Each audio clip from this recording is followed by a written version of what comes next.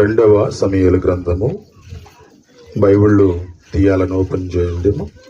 15వ అధ్యాయము 30వ వచనం నుంచి 32వ వచనం దాకా మనం చదువుకుందాం. దయచేసి పరిశుద్ధ గ్రంథంలో నుంచి.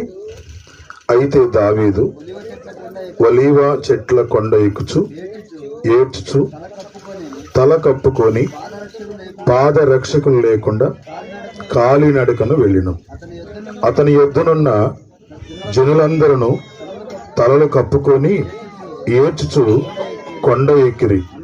అంతలో ఒకడు వచ్చి, అబ్షలోము చేసిన కుట్రలో అహితోఫేలు చేరి ఉన్నాడని దావీదునకు తెలియజేయగా, దావీదు యెహోవా అహితోఫేలు యొక్క ఆలోచన చెడగొట్టమని ప్రార్థన చేసెను. దేవుణ్ణి ఆరాధించు స్థలం ఒకటి ఆ కొండ